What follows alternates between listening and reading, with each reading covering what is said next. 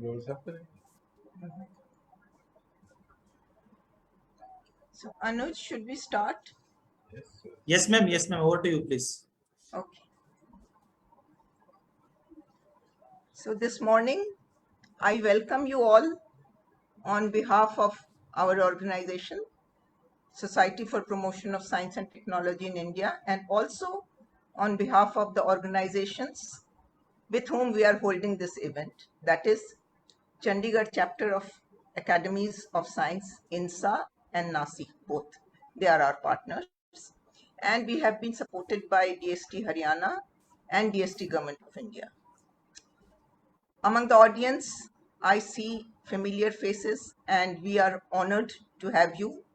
Ashiana Children's Home, DC Rewadi and his team, I can see EO and also others.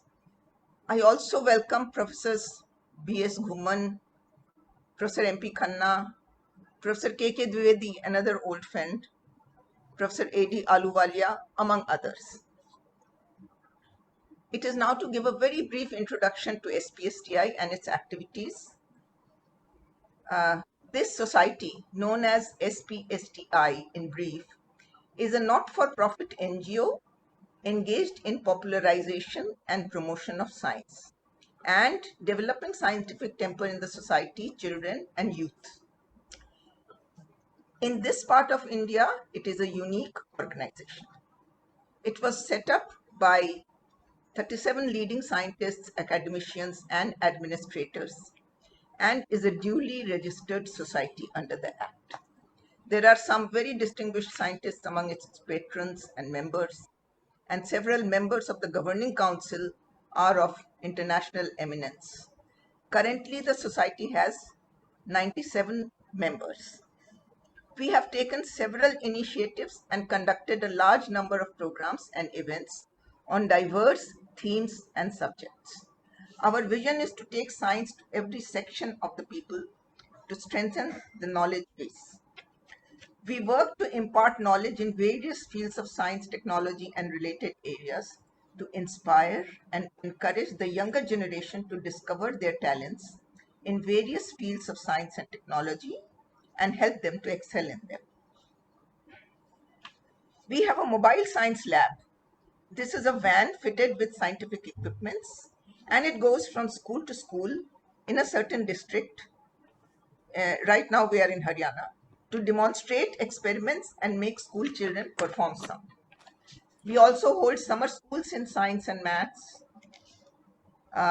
During the school holidays, this is interesting because these children are mentored by the UG and PG students of IITs, central universities, ICERs, etc. We hold quizzes, declamations, essay contests, poster competitions, etc. on appropriate scientific topics. And we have been holding World Environment Day celebrations online for 2 years running now. Web events such as this one, in the last 16 months, we have been able to hold about 25 of them, mostly with All India reach. And at the end of the lecture, I would request Anuj to show our long list of activities. And now I request Professor Grover to say something briefly about the World Population Day and this event. Professor Grover. Professor Grover is the Vice President of SPSTI. He is the former VC of Panjab University, Chandigarh, and old and veteran physicist with a career in the Tata Institute of Fundamental Research, but he is a product of Panjab University and 2 years senior to Vandana. Professor Grover. So good morning, everyone.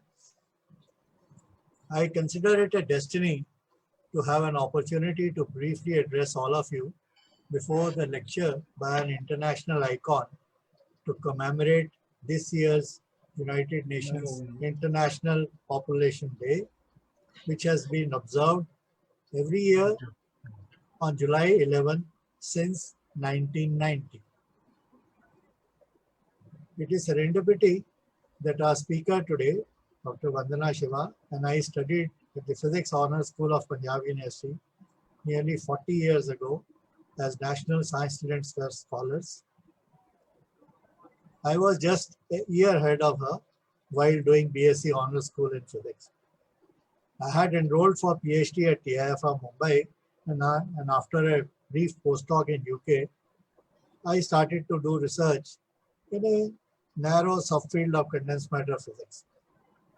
However, Dr. Vandana Shiva, on return from US after her PhD in theoretical physics, had chartered a new path for herself by moving into a broader domains of ecology and environmental sciences. In 1982 itself, just at the age of 30, she had nucleated a research foundation for science, technology, and ecology. Most of our contemporaries, including myself, were just content with easier option to do incremental research in a subject of physics in which we had done our PhDs, etc. Dr. Vandana carved a niche for herself very soon and progressed rapidly to become a pillar of national movement to protect the diversity and integrity of living resources.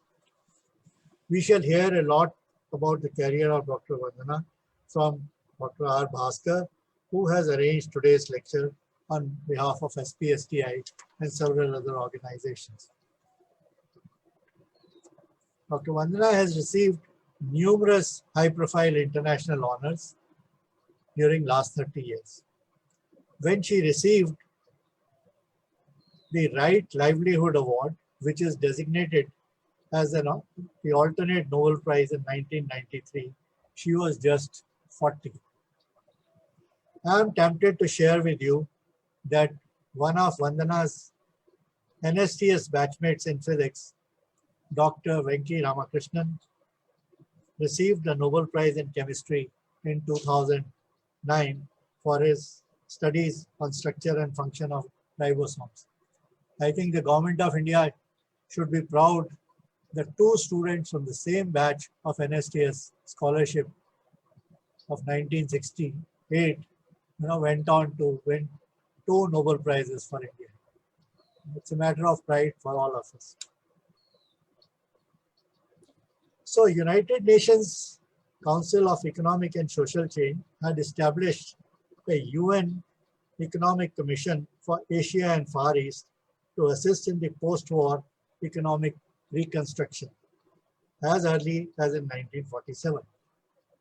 However, in India, few years before that, the scientists led by Meghnad Saha, Shanti Swarup Bhatnagar, D.M. Bose, B.C. Guha, Mahalanobis, S.P. Agarkar, S.S. Soki, Homi Bhabha et al. Had got together in September 1943 in Calcutta to produce a blueprint for scientific research and all-round development in India after the war ends. The efforts of these Indian scientists led to the visit by Dr. A.V. Hill, a mathematician turned physiologist who got the Nobel Prize in Physiology and who was also a British MP at that time. He visited India, listened to these scientists, and produced a report which is called Scientific Research in India. This report is published in 1944. So that report has various recommendations suggested to him by the Indian scientists.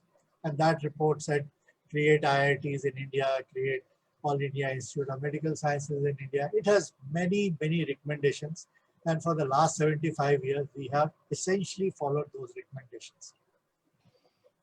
Few things he added on his own from whatever he had listened to the Indian scientists. And one of the things that he added on his own, that India must engage in study of its population, its demography, and plan for provision of health as well as food for what would be the growing population in India for some years. The population would increase, the needs would increase, and before the population stabilizes, and so on and so forth. So he wanted research on the population studies in India. So this was one of his recommendations. After Indian independence, it took several years before the foundation for International Institution for Population Studies were laid in 1956, initially in a small way.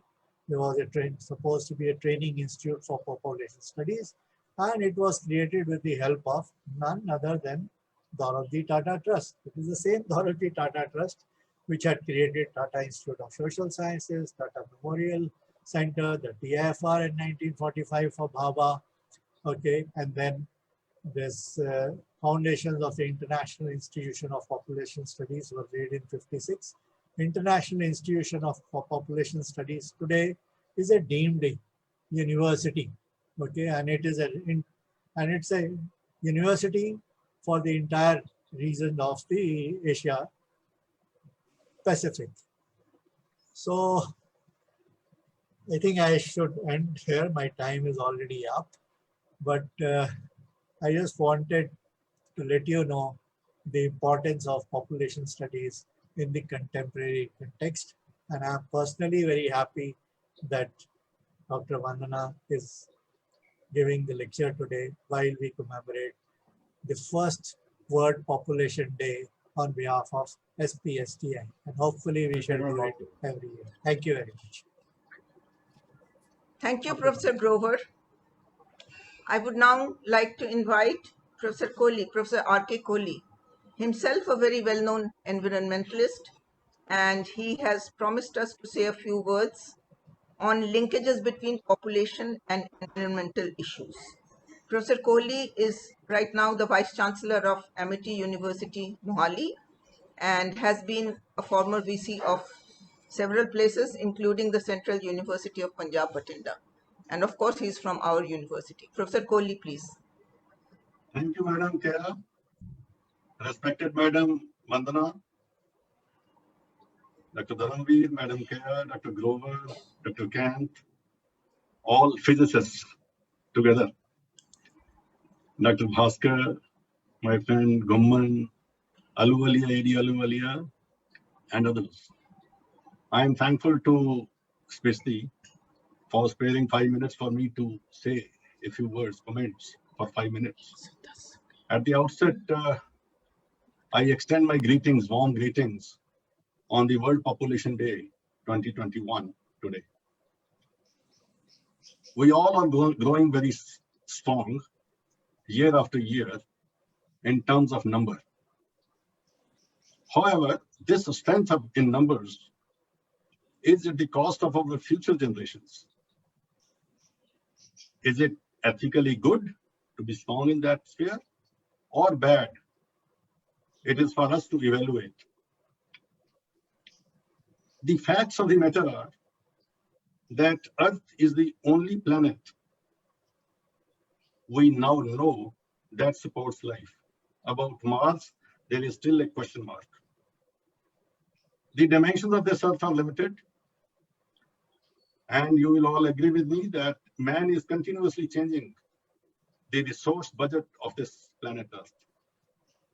And thus, we all are confronted with unplanned development, rapid industrialization, and more important, unprecedented growth in population, coupled with poverty and deprivation. We all now know the statistics of the world population. It is around 7.8 billion. Billion is 10 raised to the power 9. And the growth rate is around 1%. It means every year, 78 million people are being added on this Earth. The area is 510 square kilometers, and the population density is around 15.3. This includes all those areas which are not non-productive and non-inhabitable. When you look at India, we are 1.39 billion, 139 crore. And the rate of growth had been 2%, now it is around 1%. which is equivalent to the rate of growth of the world. And when you look at Chandigarh, where we all stay, it is projected to be around 16 lakhs 2021 end. The area is just 114 square kilometers, and the population density is around 13,000 per square kilometer in Chandigarh compared to 15.3. You can imagine. And I am not considering the floating populations from the Tri-City. The same is the situation in Delhi. The world population, as I just said, is going at the rate of 78 million per year. And the more tragedy is that population growth is not evenly distributed across the globe. This is the point of concern. Scientists are yet to conclusively determine the human carrying capacity on Earth. We really do not know how much really the carrying capacity is. Population is only one of the many factors that is influencing environment. And this is an important factor. Earth is expected to produce food, clothes, houses, energy, medicine, healthcare, and of course, education for 78 billion, when I talk of the whole Earth globe.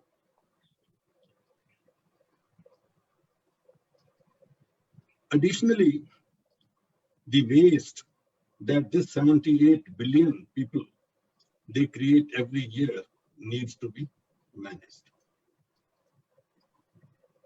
We have consumed more resources in the last 50 years than whole of humanity before us. The 20th century saw the biggest increase in the world's population in human history. The 21st century, where we are now, population is going to explode and is going to bring in catastrophe for the future generations.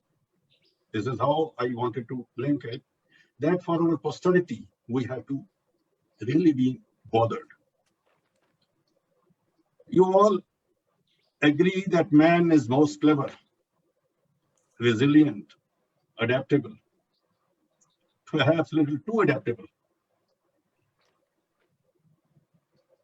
With more than 7.8 billion people, it is not easy to tackle and solve the issues of environment, and there are so many issues. The United Nations Environment Program, UNEP, that has recognized major 8 issues which are global in nature, and global community has to tackle them together. Includes protection of atmosphere, may it be combating global warming or pollution. These are, simple, everybody understands. Protecting the stratospheric ozone layer. This, both issues, global warming and stratosphere, ozone, these are combined into the protection of atmosphere. Then protecting the land, and thus combating desertification, in which India is supreme, not in combating, but in causing, and deforestation. Then third is protection of ocean and coastal areas. These are very important. Biodiversity area in those parts is extremely important. Then protection of freshwater resources. It is a source of energy, again with us.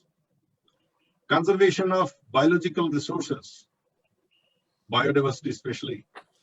Madam Vandana, Shiva is going to speak on it. Then environmentally sound management of biotechnology. This also is one of the important issues because we have to deal with increasing population. Simply by saying that don't do anything, it is not going to be good for us. Then management of toxic chemicals and hazardous wastes. More the population, more the problem of this toxic chemical and hazardous waste. Then, of course, last but not the least, protection of human health and improving the quality of life. The impact of so many humans on the earth takes broadly in two major forms. One is resource related. We want resource for growing population. And the other is management related. We have to deal with all these managerial situations. The issue of the earth resources is that the combined destructive acts of poor majority, the world over, they say 80%, poor majority struggling to stay alive, and rich minority to satisfy their greed, their affluence. Both, they are undermining the very means by which the mankind can survive and flourish. Each one of us can think of the requirement of land, water, food, minerals, or anything of the life support system. We all need, but some people, they need it for survival. Some people, they waste it for affluence. It is sure that unchecked population growth will eventually cause environmental catastrophe. You mark my words, if we do not take care of this population growth.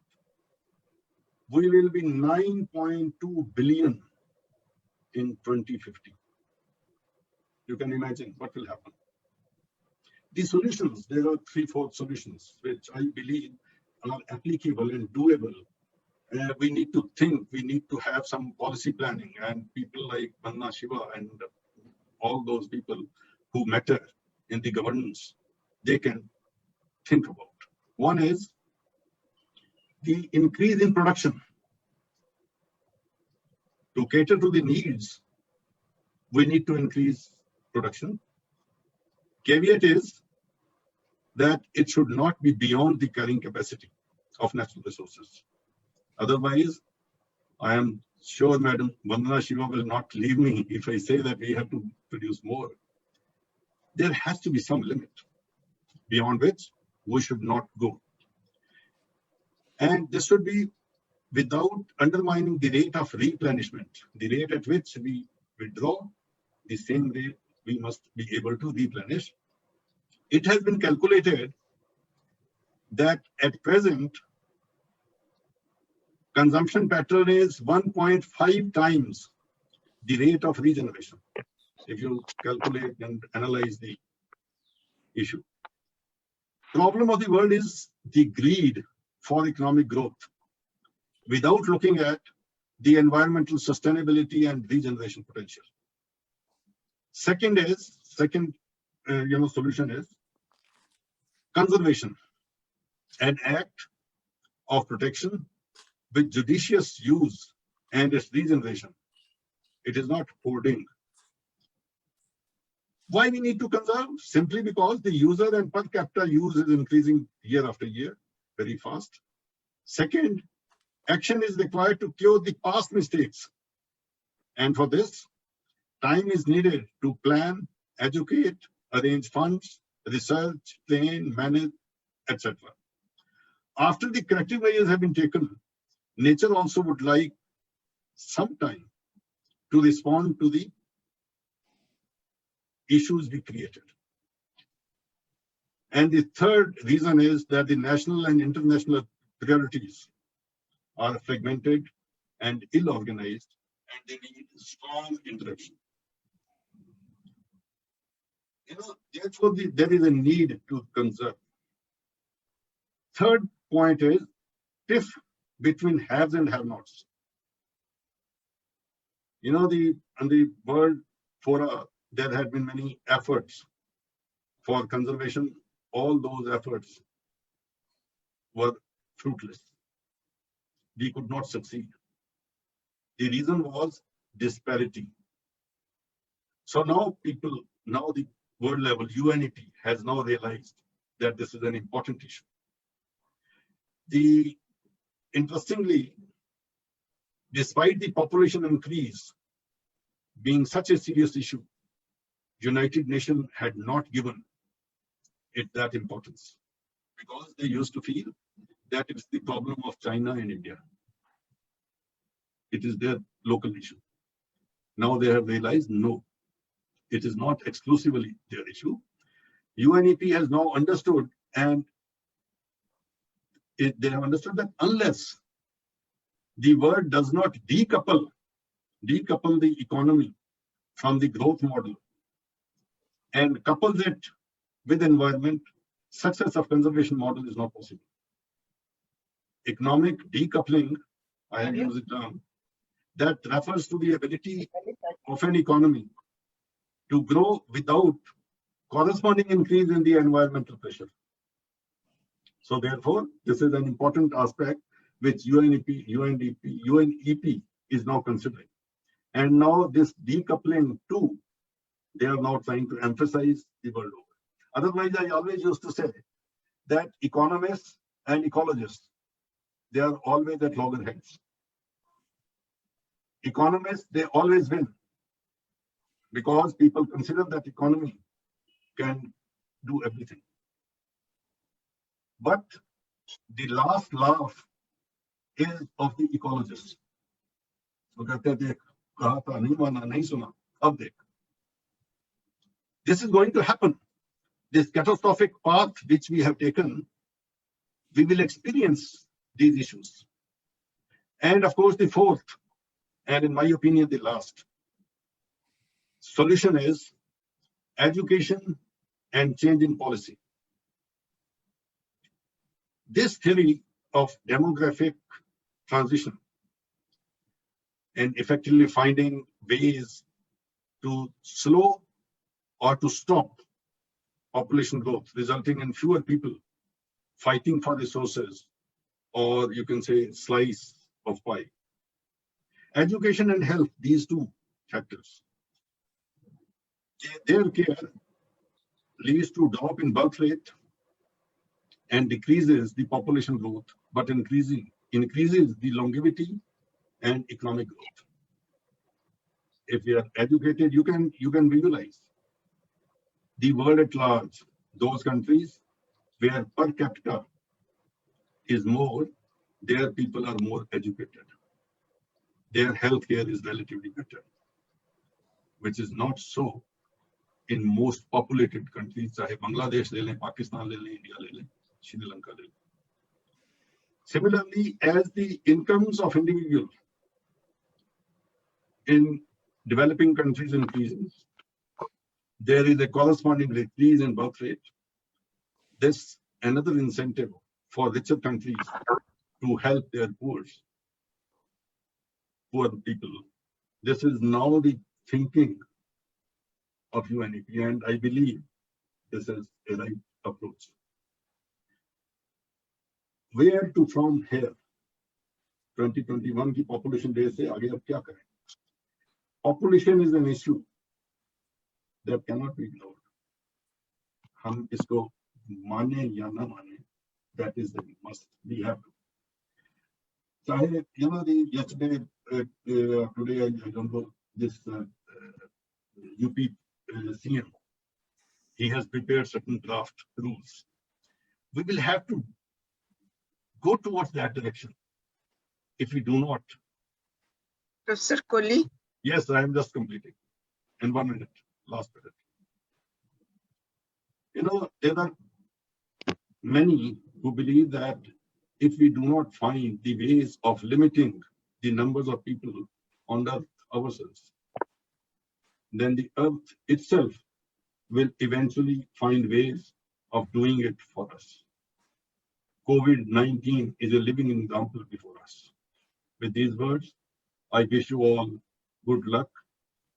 God gives us wisdom, and we try to solve the problems which our generation has created for ourselves. Thank you so much. Good luck to you. Thanks for giving me the 5 minutes. Thank you. Thank you, Professor Kohli, for those very thought-provoking words. And now I request Professor Bhaskar to give a brief introduction to Dr. Vandana to the speaker. First of all, I would like to welcome Dr. Vandana Shiva. Let me share the screen. Is my screen visible, madam? Yes, sir. It's trying to. It's Okay. trying. And I'm Yeah. thankful It is to visible. my earlier speakers, the leading environmentalist, Professor Kohli, who has beautifully explained the linkages between environment and population, and Arun Grover ji, who explained the importance of the Population Day and establishment of Population Institute, the complete background. I'm grateful that Dr. Vandana Shiva accepted the invitation. I'm equally grateful that large number of senior people in the field of environment have joined the webinar today. To introduce Dr. Vandana Shiva is very difficult in a short time because she has so much achievements, but I try to summarize the important ones. When I saw the first reaction of Dr. Vandana Shiva, Dharamvir ji, Keya madam, and Arun Grover ji, I never felt that in virtual meetings also emotions can be seen, but I could feel that among all of you. And I was part of this beautiful movement.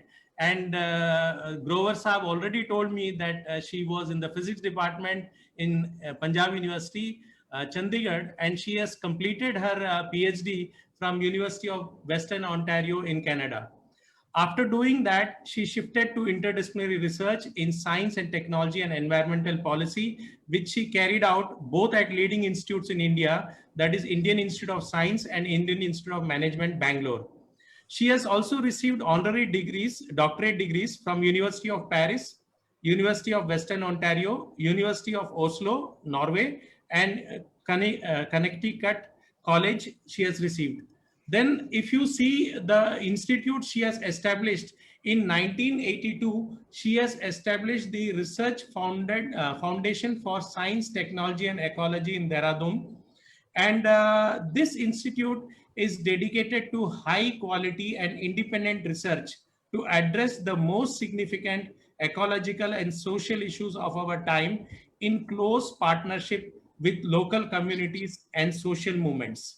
Again, in 1991, she founded the Navdanya, which is a national movement to protect the diversity and integrity of living resources, especially native seed, the promotion of organic farming and fair trade. For the last 2 decades, Navdanya has worked with local communities and organizations serving more than 5 lakh men and women farmers. If you see, in 2004, she did not stop. She established the Bija Vidyapith, an international college for sustainable living in Doon Valley, in collaboration with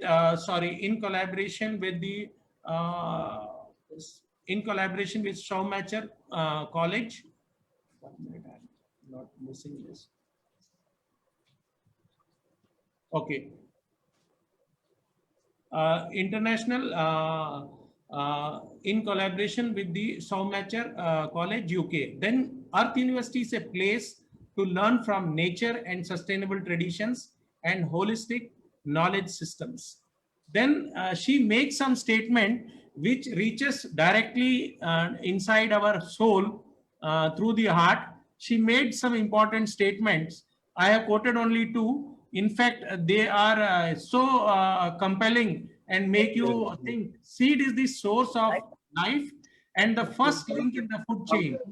Control over seed means control over lives, our food and freedom. She made another statement that biodiversity and small farmers are the foundation of food security, not corporations like Monsanto, which are destroying biodiversity and pushing farmers to suicide. Now, she has featured in many of the magazines nationally and internationally. I have only selected few. Time magazine has identified Dr. Shiva as an environmental hero in 2003. Asia Week, one of the magazine, has rated her as one of the 5 most powerful communicators in Asia. Forbes magazine in November 2010 has rated her as one of the top 7 most powerful women on the globe. We are indeed very fortunate to have her in this platform. Dr. Vandana Shiva is in so many bodies, national and international. I had to cut short many things. I just took out some of the key issues. She is on the National Board of Organic Standards in India. She works with government of Kerala, Madhya Pradesh, Bihar, Uttaranchal for promotion of organic farming. She is also been invited by Planning Commission to be an expert member and expert group on environment and nutrition and voluntary sector. She has large number of awards, and another statement she made, which is very, very touching, is in nature's economy, the currency is not money, it is life. And as Grover Saab mentioned, that she has got the Alternative Nobel Prize Livelihood Award in 1993, Order of the Golden Ark, Global 500 Award of UN and Earth Day International Award, Linon Ono Grant for Peace Award by Yoko Ono in 2009, Sydney Peace Prize in 2010, Doshi Bridge Award, Calgary Peace Prize, Thomas Merton Award in the year 2011. And she has written large number of books, and the titles are so attractive, like Soil Not Oil, or Staying Alive, Earth Democracy, The Corporate War on Nature and Culture. And you can see these are only few books: Seed Sovereignty, Food Security, and the Violence of the Green Revolution. Vandana Shiva has written Who Really Feeds the World. With these words, I would humbly request her to address, and I'm once again grateful that she took out time and decided to talk to all of us. Thank you, madam, once again. Please share your thoughts. We are eagerly looking forward to you. Thank you very much, Dr. Bhaskar. Thank you to the Society for the Promotion of Science and Technology in India, to the Chandigarh chapter of National Academy of Sciences in India, the Haryana State Council for Science, Innovation and Technology of Government of Haryana, which has supported this lecture, and to dear friends who have been part of the initiative. For me, it was a joy to have a reunion after 5 decades with fellow physicists. It is a joy to connect with Dr. Grover, with Keya, with Dharamvir, and even though it looks like we have traveled different paths, at another level, we have continued to travel the path we had all sought. I think all of us who were doing physics at that time, 50 years ago, were seeking answers to how nature works. We became physicists because of that reason. Others became engineers, but we wanted to understand how nature works. And in those days, physics was the deepest understanding. And it's really that same seeking that has made me continue to do the work that seems very different if you look at it from a university degree perspective or a silo perspective. But that's the reason I'm giving a talk for biodiversity and food and nutrition to meet sustainable development goals.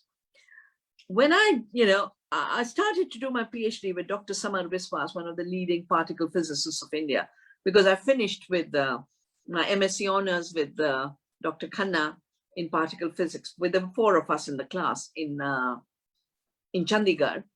And I wanted to continue with particle physics. And then Dr. Samar Biswas was my guide, but we changed 3 universities. He was asked to start the physics department in Shanti Niketan. Then he was asked to come and become dean of the new Environmental Sciences School. And it wasn't easy to change universities, carry your science talent scholarship with you. It wasn't at all easy. So by the time he finished, he said, I'm going back to Delhi University, 4 applications in 1 year. That's when I applied to Canada and went and worked with a group of quantum physicists and quantum mathematicians to do my PhD. And the principles of quantum theory are really what I applied to when I was puzzled when Panjab, where we had studied, erupted in violence. In the 70s, we'd walk very peacefully from our hostels to the physics department. Chandigarh was a very peaceful town. And 84, Panjab had erupted in violence. And my book, The Violence of the Green Revolution, was written for the United Nations University, for whom I was doing a program on conflicts over resources.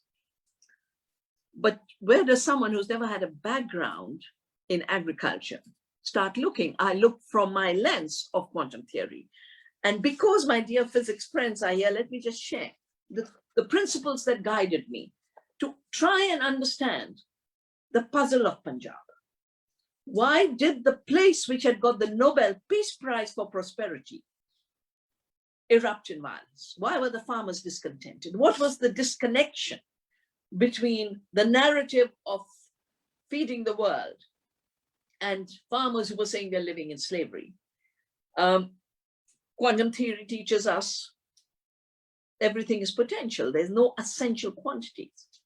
And that's why when I started to look at seed, and I started to look at seed 3 years after, when Monsanto said, we've invented the seed. Yeah, we have invented the seed. And I said, for them, GMO means God move over. We are the creators. And we will collect the lagans for every seed planted. I was at a meeting where they said, every seed will be our seed. Farmers will not be allowed to save their seeds. And that's also the reason I got so active in writing laws internationally and nationally. Internationally, I was asked by the Ministry of Environment to be an advisor, and we wrote the Convention on Biological Diversity. The ministry asked me then to help implement and be the part of the expert group that wrote the National Biodiversity Act, an absolutely exceptional act. And because 87 onwards had started to look at the seed, the companies were then coming in and saying, the seed is ours. And we said no, and I said, farmers have bred seed, one grass, Oryza sativa, turned into 200,000 rice varieties. And later, I will ask my colleague, Drona, to share the slides, but let me just give an overview, and then we can move to the slides in PowerPoint. That breeding by farmers, the brilliance of Indian farmers, 1,500 mango varieties, we have 9 on the Navdanya farm, 1,500 banana varieties. And we were told we don't know how to breed. And the people who had pirated our seeds were taking intellectual property. So the agriculture minister that time asked me to help draft a law. We're the only country in the world that has a Plant Variety Protection and Farmers' Rights Act. We recognize that farmers have the right to breed, save seeds, sell seeds. Their right cannot be taken away. And 2 years ago, Pepsi sued 4 Gujarat farmers for saving seeds, which is their right, 1 crore each. And when I read this in the newspapers, I sent our book Origin, which has chapters on the seed, on the plant variety protection, on the Biodiversity Act, for any of you who are interested both in the national and international law. Origin is the book which has my history from 87 onwards, written in depth in terms of law. I sent the book Origin to the lawyer, who then shared it with the judge, who then told Pepsi, you don't have a right. So Pepsi had to withdraw that case. So it isn't insignificant that we wrote these laws. The Parliament, we had created a parliamentary group on the change on patent laws because the WTO was requiring us to change patent laws. And in those days, parties used to work for national interest. And an all-party formation was created. And they used to consult with those of us who had worked. Most of them were from medicine. Dr. Keller was the leading person who had worked for the patent office on the National Working Group on Patent Law. I was the only one working on plant varieties and seeds. And the parliamentarians consulted us. We had meeting after meeting after meeting. And as a result of that, we have a patent law, Article 3J, which says, plants, animals, and seeds are not human inventions. Therefore, they're not patentable. And I have been in court again and again with Monsanto, where they try to claim patents on the BT cotton. And we bring this law. And then they try to knock the law out. And the last time around, they failed in the Supreme Court once more. So those laws are still serving this country. They're serving the biodiversity. They are serving the farmers, they're serving our food security, and they're serving the 2 objectives, which are the theme of today's talk. The SDG goal 2, which is zero hunger, end hunger, achieve food security, and improve nutrition, and promote sustainable agriculture. Clearly connecting agriculture and food, which has got disconnected. And the second, and the third Sustainable Development Goal, ensure healthy lives and promote well-being for all at all ages. So how does this connect to physics? As I said, when I started to work on seeds, I realized our seeds were not primitive. Our seeds had quality. We grow the basmati. We've saved ancient seeds. The dals that Navdanya has, because we conserve the old varieties, are the only dals we'll taste. Otherwise, you're eating, whether you eat tur or you eat chana, you're eating yellow pea dal imported from Canada, sprayed with glyphosate, tasteless. So I would suggest that you do taste the old dals. Old wheats, the Madhya Pradesh wheats never got the green revolution. They don't cause gluten allergies. When you breed for uniformity, you breed an attack on your gut microbiome, and allergy is the reaction. The Panjab wheats have totally lost all nutrition. And the leaders, check with your Punjab politicians, they buy Madhya Pradesh wheat. They don't eat Punjab wheat. And instead of them running away and buying Madhya Pradesh wheats, the old wheat variety should be brought back to Punjab so that Punjab farmers have higher incomes, lower costs. My team has just come back. We work in many states of India, Navdanya, to support farmers to save seeds and do organic farming. And we were just having a meeting yesterday, and they were saying everywhere, farmers who are using local seeds are earning twice as much. And we were told these seeds are primitive, whether it's wheat or it's urad dal or it's moong dal. So the idea that farmers using varieties bred for chemicals will earn more is just not true in data. It's go to the field and find out. So potential is what quantum theory teaches us. Essentialism is Cartesian. Essentialism says local seeds are primitive, Indians are stupid, we, the colonizers, are smart and we have intellectual property. So that's been my intellectual property fight and seed fight, and that's why I created Navdanya, which means 9 seeds. The second very important principle, this was the thesis, my thesis topic. My thesis was on hidden variables and non-locality in quantum theory. Non-locality that you cannot separate. Einstein-Podolsky-Rosen paradox. That particles, once connected, will always stay connected. And in ecology, that is the theme. Everything is connected. The web of life is an interconnected web. The way we treat the soil is what happens to our health. And this is what I will share with you in more detail. And then the third, very important lesson of quantum theory is observation determines what is observed. The observer shapes the measurement. Because in mechanistic science, there are fixed things and there's objective observation. But it's not true. If you look for the wave, you'll find the wave. If you look for the particle, you'll find the particle. If you look for a wave, you won't find the particle. And when I did my study on the Green Revolution, I realized a trick had been played. A mathematical trick had been played through the word yield per acre. Because as a physicist, I started to analyze the system as a system. And I realized yield only measures the commodity that leaves the farm. It doesn't measure the health of the soil, the health of the environment, the health of biodiversity. It doesn't measure the economic health of the farmer. Are the costs of production higher or lower? Is the farmer getting an income? Why are Indian farmers on the streets for 7 months today? Because the economy has become a negative economy with this high cost, high external input chemical agriculture. They're spending more than they're earning. And when you connect high cost agriculture with globalized trade, you get two phenomena. The costs of production keep shooting up and the price the farmer gets keeps dropping down because you get monopolies. And monopolies drive prices down. So monopolies selling chemicals and seeds keep driving prices up. Monopolies buying tomatoes and potatoes keep driving prices down. So Pepsi came saying, Punjab will have 1,000 years of spring, and saying we will be the solution to the Punjab crisis of 84. But Pepsi tried potatoes and tomatoes, totally failed. And it did change the mentality of India that we should be growing perishable vegetables for export. In 1991, World Bank IMF structural adjustment combined with WTO basically said, don't grow food, forget your food security. Grow tomatoes and potatoes for the Pepsis of the world and let them rip you off. We've done calculations on Pepsi, a 20 rupee junk food pack of Pepsi chips, which gives you obesity and diabetes, and their families that are living on this as their diet. I've watched in the trains, I've watched in the flights. You are just guzzling and guzzling these chips as a substitute for food.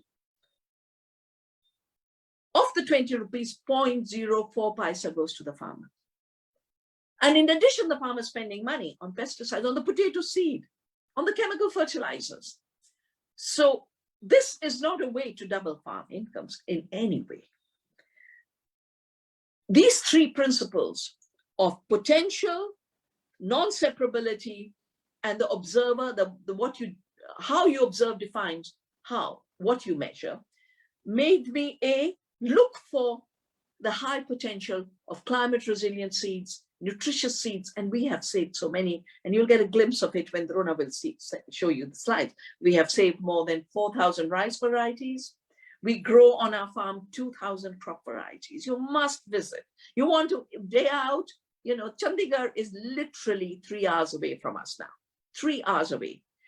If you just drive down, 2,000 varieties growing beautifully together, high yields. And the more the diversity, the high yields. So after the Panjab study, I said, yield of monocultures, of chemical intensive farming, don't tell you the full story. It influences what you will grow. And you will grow monocultures. And you will grow chemically bred monocultures of dwarf varieties. And all the burning of the stock and everything connected to the Panjab problem, including the decline in water, 10 times more water use than growing native wheats, to grow those dwarf varieties that have finished off Punjab soils, Punjab, and created a cancer train that leaves Punjab. We were talking earlier, it is Population Day. And while there is very often, the other thing that the Cartesian science has left us with is the idea of linearity, linear inevitabilities. If there's something is happening now, you just have to extrapolate it into a line, and that's how it will keep happening. But the world is uncertain. That's the fourth principle of quantum theory. And right now, we are living through COVID. We've lost 4 lakh of our fellow brothers and sisters. We are living through a period of famine. Hunger is already a new pandemic. 11 people dying every minute because of hunger. 7 people dying every minute because of COVID. These are actually destroying the population. So we mustn't think of a linear idea, A. 2, we mustn't think of humans as separate from the earth. Humans are part of the earth. My book, Earth Democracy, is really about this. And our courses on Earth Democracy are a reminder that we are part of the earth. We are not separate from her. Everything we do to the earth, we do to ourselves. When we harm the soil, we harm our health. And the data of Navdanya will show that to you when we come to the slides. Let me just share with you some of the key data right now. Also, most people don't realize that the new pandemics are emerging from forests, the infectious diseases. Why are we going into forests? Because we have an inefficient, land-hungry, greed-driven, agribusiness-driven farming system that is growing commodities. So GMO soya is destroying the Amazon. Palm oil is destroying the rainforests of Indonesia. According to the UN, by 2030, there will be no forests in Indonesia. And how do they get there? By banning our edible oils and dumping palm oil. Banning our sarson and dumping GMO soya. I did a sarson satyagrah for this because the women called me and said, खाने की बहुत बात करती हो आप, खाद्य सुरक्षा की बहुत बात करती हो आप, हमारा सरसों बैन हो गया है और हम सोयाबीन का तेल हमारे बच्चे खा नहीं पा रहे. Bring our mustard back. I said, let me study the science of what happened. Let me study soya and mustard. Let me study what happened. And then I found the soya lobby, the Monsanto lobbies had said India's the El Dorado of soya. We can dump oil, we can dump dals, we can just turn this country into a market and totally destroy all their pulses and all the edible oils. So we did a sarson satyagraha. We brought the sarson. So if today you get kachi ghani ka tel and sarson is still available, it's because in 98 we did a satyagraha. And 3 years ago, I had to do a satyagraha to protect Gandhi's ghani in Sevagram. They had even tried to ban that and made it illegal. So we are on Population Day having to remember SDG goal number 3 and SDG goal number 2 on hunger. The fact that the child and maternal malnutrition is responsible for 15% of India's disease burden, that our stunted, wasted children have increased 38%, 21%, according to the National Family Health Survey. And malnutrition is the cause of death of 70% under 5s. These children are dying. They are not contributing to population growth because we could not feed them, because of the wrong model of farming. Of the 1.4 million under 5 deaths, over 7 lakh are attributed to malnutrition. The food question, the SDG goal 2. India ranks 102 among the 117 countries on the hunger index. This is the measure that we should really be developing much more and not just leave it to government. We must do it at our community levels.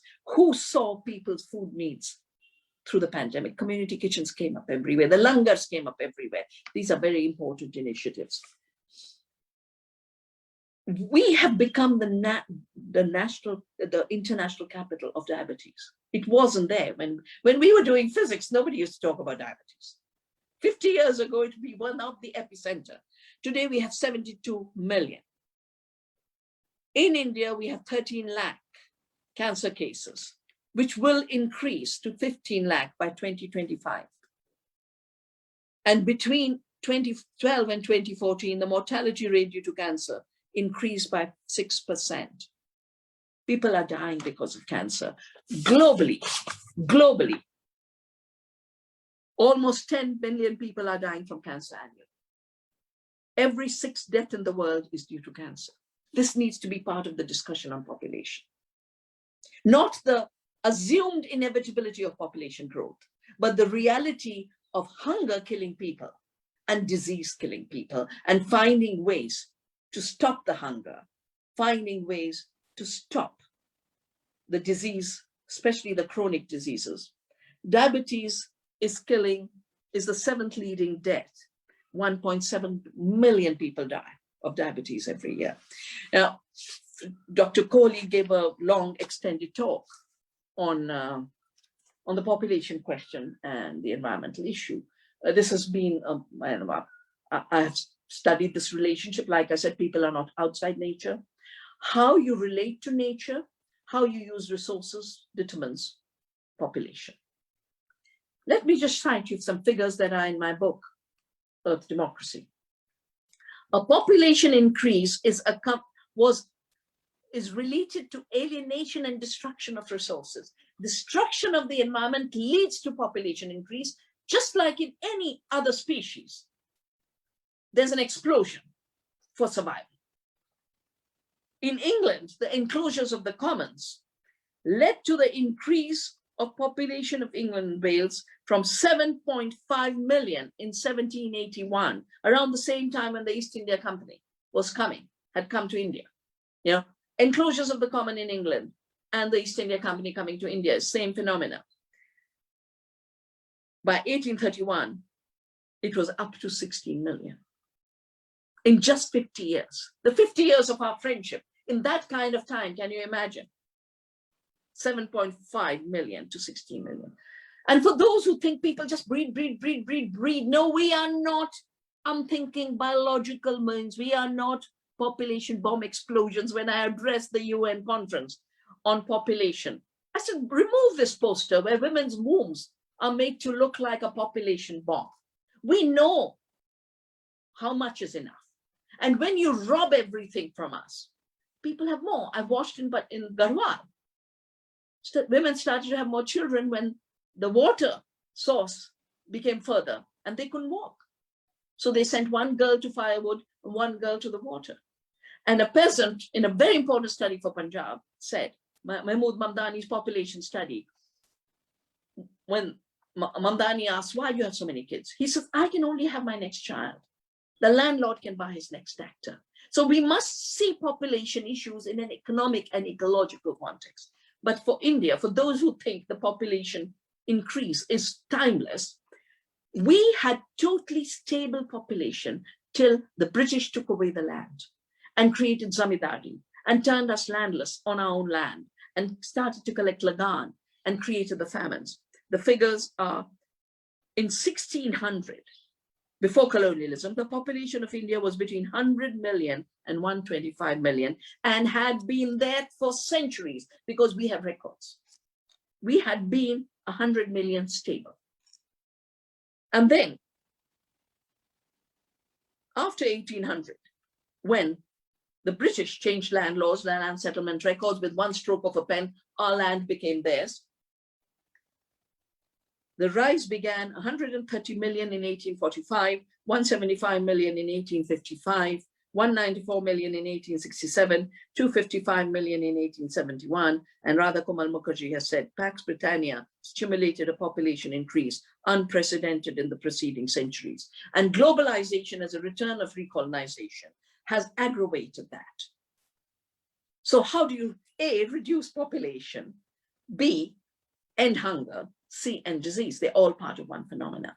Kerala gave universal rights, did land reform, universal health rights, universal education rights, and land reform. Those three created a negative population growth in Kerala.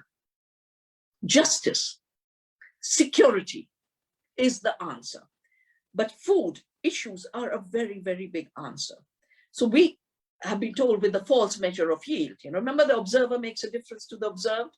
The false measure of yields comes from agribusiness, which wants to produce commodities, selling you chemicals and selling you seeds.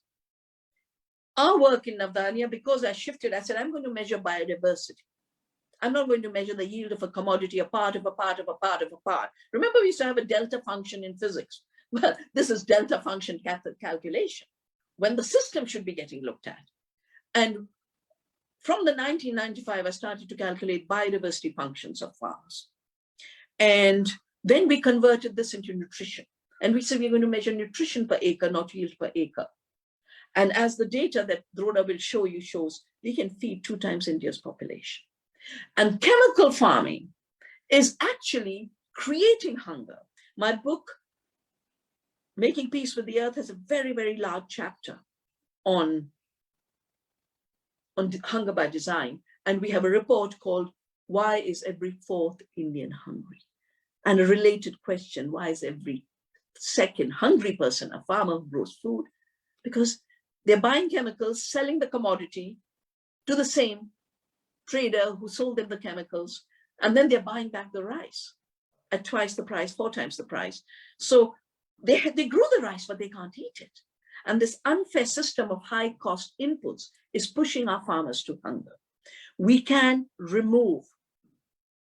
create zero hunger, but it needs shifting from monocultures to biodiversity, shifting from chemicals to organic, and shifting from centralized markets and global trade to diversity of markets, local hearts, mandis, and distribution at emergency level through national systems.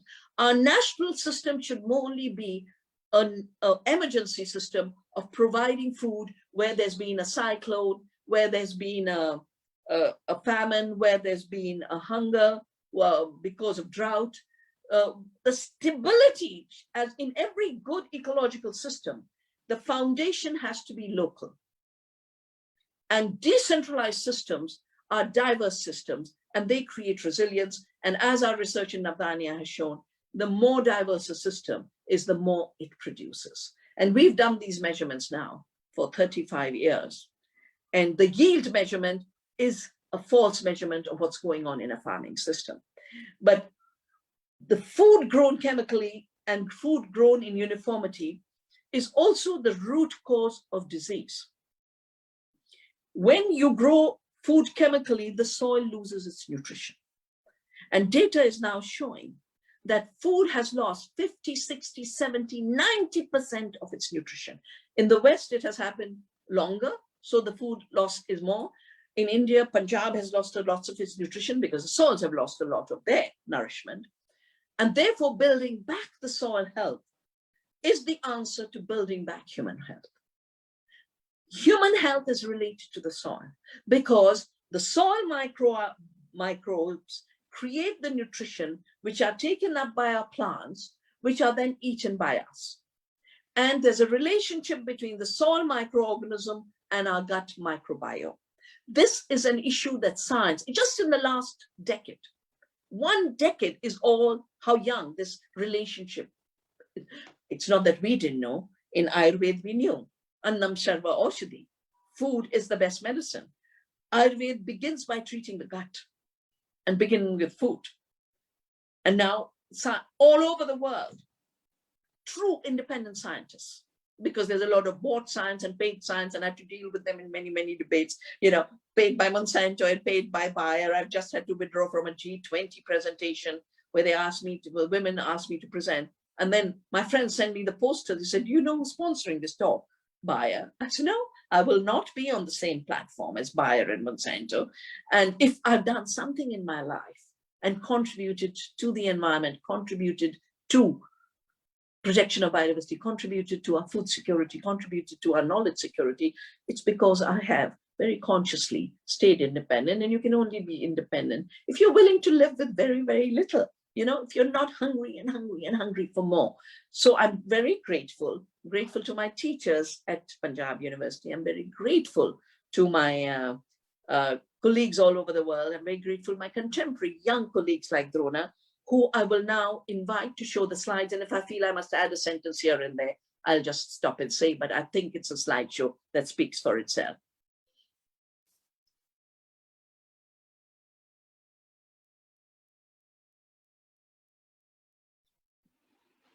On screen? Yeah, we can see it. We can see it, Drona. Yes, where to go, ma'am? Yeah, you can just start. Just keep going.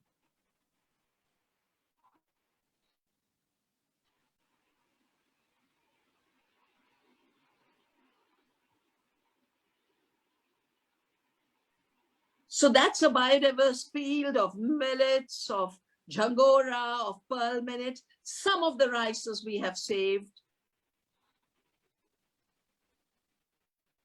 Yeah. You can keep going, Drona. The next one.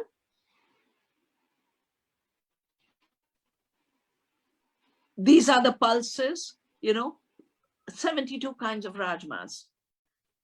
The different crops, the pseudo cereals, the pulses, spices.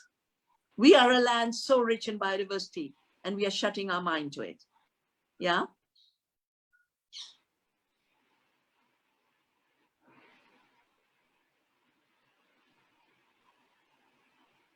That's a seed bank in Dehradun, but we have created 150 community seed banks like this. Next.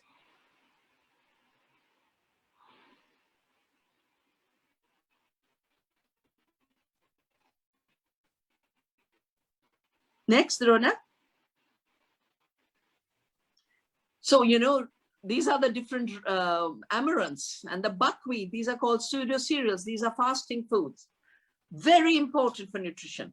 And millets. And if we can bring back, Punjab used to be a land of millets. India's 70% food used to be millets. If we can bring back the millets, we will save water. 250 millimeters is all it takes. It'll grow more biomass. The soil will have more nutrition. We will regenerate water and biodiversity and food. This is the different vegetables we've saved. Next. Yeah, so the myth that you must constantly destroy small farms because they're unproductive is so untrue. It disappeared, Rhoda. 80% of the food we eat comes from small farms, and this is not national data alone. It is global data. It is data from the Food and Agriculture Organization. Now, that 80% food comes from 25% land. On the other hand, the wasteful agriculture that's invading into the Amazon and creating infectious diseases and pandemics uses 75% land to grow 20% of toxic, nutritionally empty food. So it is not the way to meet the SDG 2 and 3. The only way to meet SDG 2 and 3 is through biodiversity. Rona, is there trouble in the network?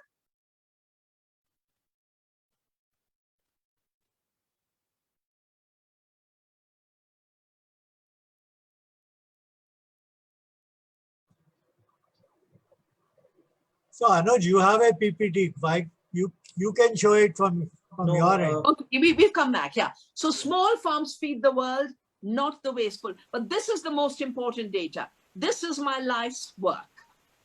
And for those who wonder, how will you meet SDG 2? So, you know, the little red block is a typical production and it's called high yielding. So at Navdanya, we did research on how much do pollinators contribute. 1/3 of the food we eat comes from pollinators. 1/3 of the food. Our work on health per acre, go back to the graph, Drona, the graph before this. Yeah. So 1/3 of the food we eat comes from pollinators. If we conserve biodiversity, we add 1/3. If you grow more biodiversity of plants, which is what we do, Navdanya, Baranaja, etc., that can double the production. So that's double. And if you feed the soil, it has the potential to increase photosynthesis 5-fold and therefore food production 500%. That is the potential of where we can reach to reach zero hunger. But that's not all. The same food has higher nutritional qualities. It has no toxic, and therefore it addresses SDG 3. Yes, Rona, next slide. So these are our fellow producers. They are not just, you know, the ladybird beetle controls aphids, the bee is pollinating the mustard. Next. So this is the loss of nutrition since 1940 in the West. Sodium, potassium, magnesium, calcium, iron. You know, people are having iron deficiency. People are having zinc deficiency. But look at the soils at the Navdanya and the Doon Valley farm. Next. This is our 20-year study on the soils of Doon Valley. Chemical, everywhere it has declined. And when nutrition goes down in the soil, it goes down in your food. On the other hand, in organic, 99% organic matter, 100% nitrogen, phosphorus 63%, potassium, you don't need external inputs. Your soil, healthy soil produces all this. Zinc up 14%, magnesium 14%. So this is your answer to both zero hunger as well as health. Next. And now, Drona, you can just rush through these.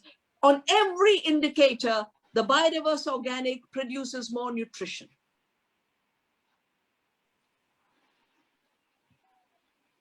And this is the total nutritional data. You just have to look through on every nutrition we need that is necessary for health. By and large, organic mixed farming has 64 versus 55. On the carotene, 3,000 versus 450. On the manganese, 3,000, 2,004. On the zinc, 14,000 versus 14,000. So, and this is a survey, an average of 200 farms, where across the board, we produce more nutrition by doing organic farming. And that is the end. Drona will wrap up with maybe showing a few. So that's my 36 years. So since I stopped doing physics, the synthesis of 36 years is in the biodiversity book. And this is our course in October.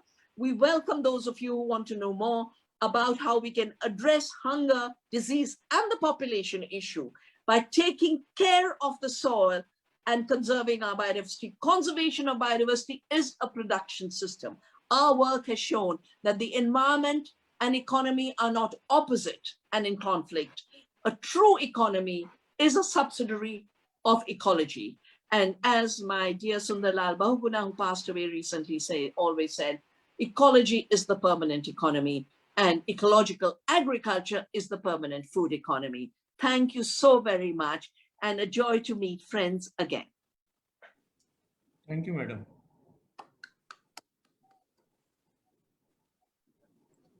Great talk. Very informative. Thank you, Vandana. That was really an eye-opener of a talk. And as per schedule, thank you very much. We are running behind schedule, but I would still request you to stay on for a few questions to be answered. Sure, Keya. Yeah. So Rajni and Bhaskar, you are to present the questions. Okay, then maybe question last. Bhaskar and Rajni take over. Yeah, And Dharamvir here has reserved his right for the last question. Okay. And observations. yeah. If So- there are any, one or two questions, as KeyaDharamvir madam has said, we have already crossed the time slot from the expert, but still she has kindly agreed to address a few questions. Some of them, if you have, you can type it in the screen. Either myself or Dr. Rajni Bala madam will ask the question on your behalf, identifying you.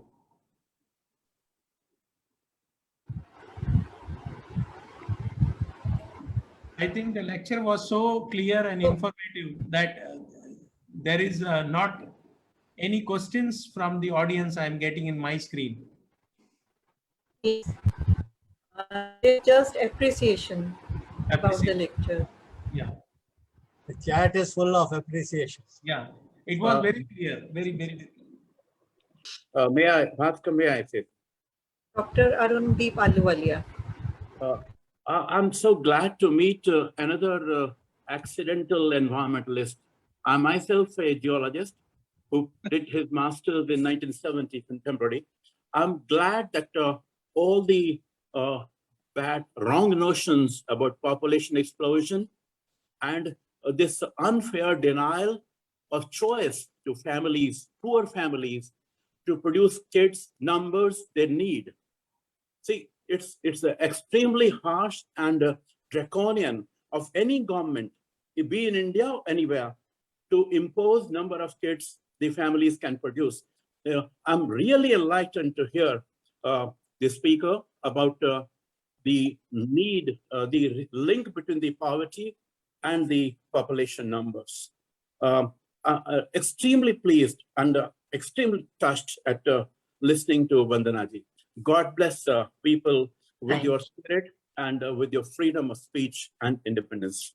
I'm really glad that she spoke so clear about this GM food and Monsanto. We had taken out a little funeral procession of the BT Bangan, and we were looked at in the university as if we had done something heresy, as if it was unlawful to speak against BT Bangan. One day I found Chandigarh Science Congress being held by the university was sponsored by the Monsanto. So these guys have a way to intrude any function, any activity, anywhere. We need millions like Vandana. God bless you, Vandana. I was really happy. Dr. Vandana Shiva, Professor Arun Ahluwalia is also from Panjab University. Probably you must have met during your times. Because geology was next to us. Geology was very close to us, yes. We were contemporaries. Ma'am, there is a question from Komal. I have a practical question. How do commoners access ancient grains for their daily food intake? Yeah.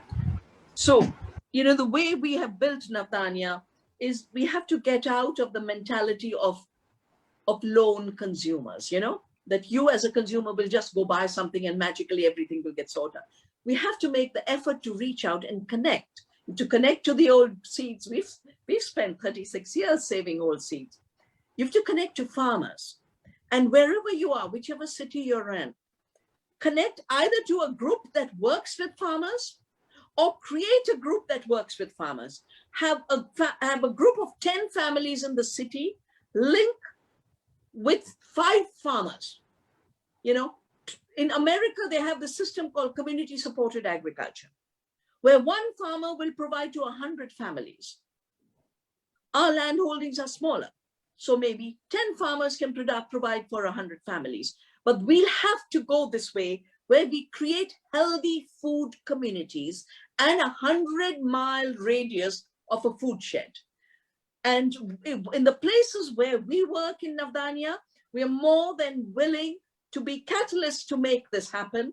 For those who are in Chandigarh, I would request my friends who run the Society for the Promotion of Science, Technology and Technology in India, have a little outlet in your society to make these ancient grains and organic foods available.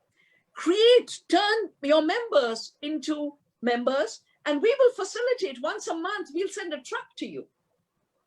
You know, we'll send a truck of good ancient grains and organic. But more important than that, I would request all of you who are in the society to work with Navdanya, work with Drona, work with Anu, my other colleague, to create a pamphlet for science and technology for education, exactly on what I've said, with the scientific evidence and the processes, so that every farmer, every child comes to know, how do you eat, how do you grow and eat a healthy diet? Let's treat this as a one-year project. We'll work with you to prepare.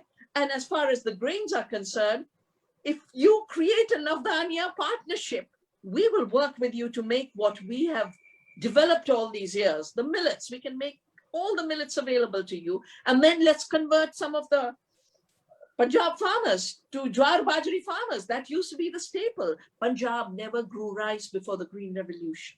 And my book on the Green Revolution tells you that. They never grew rice. And now they're being attacked for growing rice. But they could be growing millets, and you could be eating millets. Madam, there is one question from Yasha Prakash saying that what can we do on our part to promote organic food, and how do we have access to those? Yeah, so like I said, we have to get out of the supermarket mentality.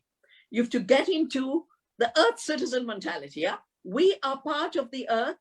We have to eat in ways that protects the earth, her biodiversity. And by doing that, we also become healthy. You don't buy health. You don't buy healthy products. You grow health, and you grow healthy products.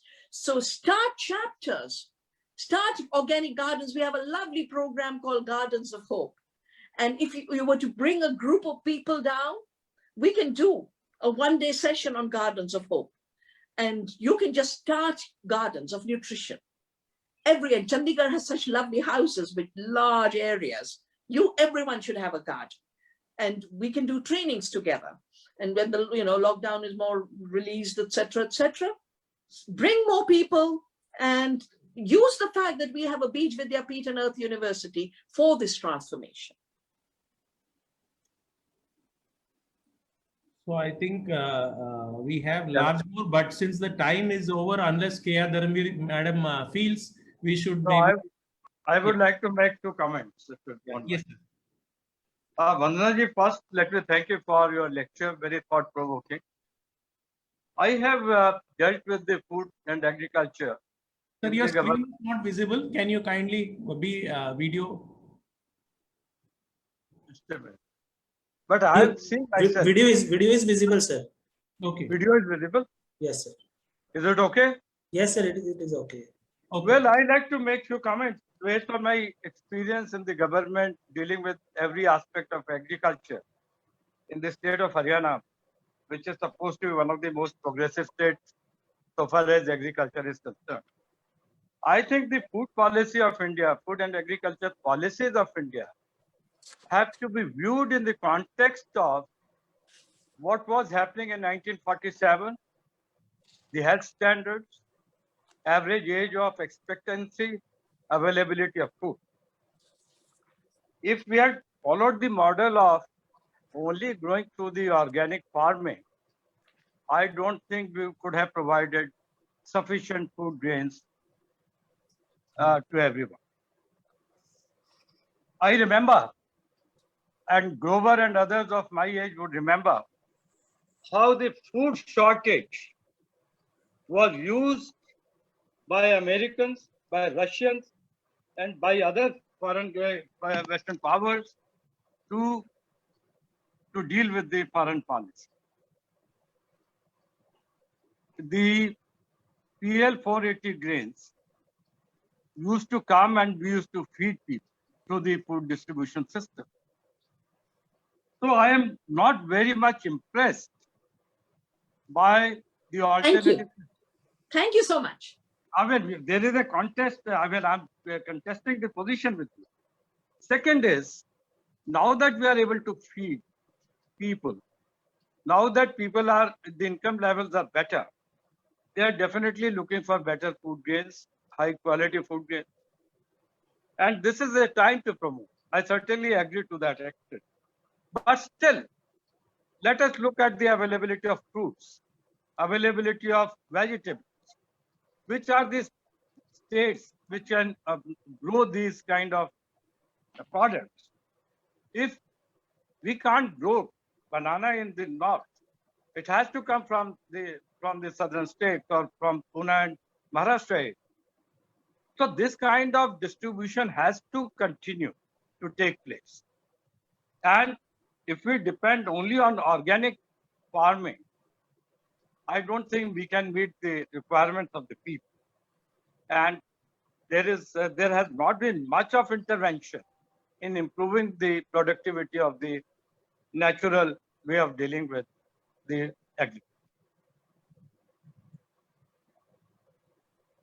I thought I had for half an hour shared data on productivity when measured in nutrition terms. I don't think you were listening, Mr. Ken. No, I am listening. I've been very carefully listening to you. But please tell me, had we not used the high-yielding varieties, fertilizer, irrigation, diverting waters for irrigation, would we have achieved the average production of food grains in our country? Okay, so first I said, rice and wheat are not the only food grains. We have a very broad grain basket. And my effort at reminding you about millets and pseudo cereals was all of that. And that disappeared. So my work on the Green Revolution began by saying what disappeared. I started to look at the tables of what didn't grow anymore. So if you look at the overall acreage of Punjab, 250 crops used to grow in Punjab before it became a monoculture of rice in one season and a monoculture of wheat in the other season. But that is not the entire story. The real story is Punjab was not supplying rice to India. Kerala was growing its own rice, Orissa was growing its rice, Chhattisgarh was growing its, and they were supplying. My book, The Violence of the Green Revolution, has detail by the date. What happened in 65 was a drought, and the prices increased. And to keep workers in cities, in the steel plants, in the bhilais, etc., the government needed to stabilize the prices. People were not dying of hunger in 1965. And Lal Bahadur Shastri asked for a little additional PL 480 shipment to pay in rupees. And America said, sorry, you have to change your agriculture and adapt our chemicals. He refused. He said, this is an experiment on a very large agrarian society. He mysteriously died in Tashkent, and the pressure continued. Not one person, except C.S. Subramaniam, who had worked for the World Bank, agreed to the chemical green revolution coming to India. And everything I shared with you is my work for 37 years as a physicist and someone who knows how to add numbers to show we did not produce more food. We have a little book which shows that if the amount of land and the amount of water that was dedicated to rice and wheat had been dedicated to organic rice and wheat, we'd have had the same amount of rice and wheat. The answer does not come from Borlaug's miracle varieties. The answer comes from the additional land put to these crops and the additional irrigation given to them. Of course, the irrigation and the land acreage made a big difference. But the myth is this is land saving when it is land wasting. That is the whole issue. Why otherwise would the agribusiness need to invade the Amazon to grow GMO soya? As Albert Howard has said when he was sent to India in 1905, on each farm of India, farming is being done as it was done 10,000 years ago. Same population, same number of people being fed with the same productivity, no productivity design. Please read Albert Howard's Agricultural Testament on the potential and the data of productivity before the Green Revolution. It did not increase overall productivity at all. The land and the water did, not the seeds and not the chemicals. What is your opinion on the diversion of water for irrigation from rivers? Well, That also changes. That also I have changes. a whole chapter in my book that we need protective irrigation, and we've had the most sophisticated systems of irrigation. No country of the world has as much diversity of irrigation, but we have not had wasteful irrigation where you grow the same amount of wheat using 10 times the water. You don't need to waste like that.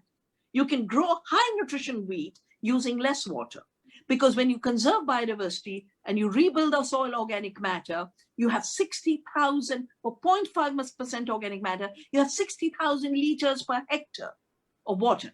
Your soil becomes the reservoir. You have to start conserving water in your soil. We call it nummy.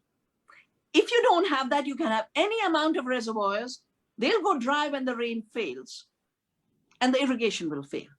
But your soil moisture does not fail. It can see you through 5 seasons of drought. Kent sir has some question. Professor Kent. Thanks. It has been an excellent talk.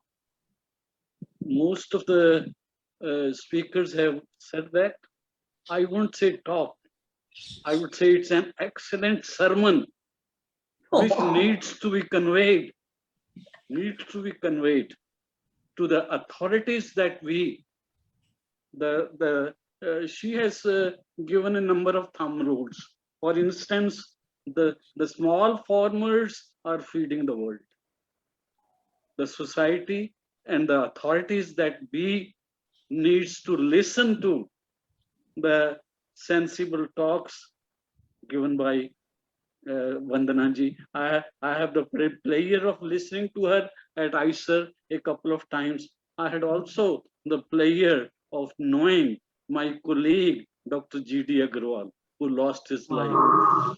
And I had also the pleasure of knowing my student, Anil Agarwal, who set up CSC. And thank you.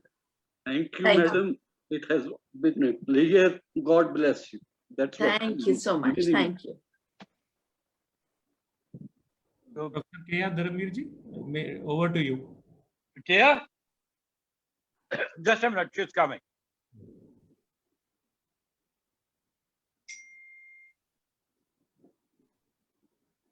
Yes, you have to propose a vote of thanks.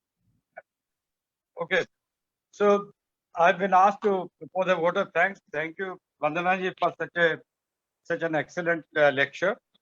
A lot of ideas have emerged, and I'm also educated on many of the items which I was not so well aware. So I would also like to thank Professor Bhaskar for bringing Vandana ji to our platform, and I look forward to having her more often, as often as possible. Collaboration ki baat kari. And the second is, we would also like to collaborate with you for carrying the message of creating better environment, green technology. We'd be happy to work with you.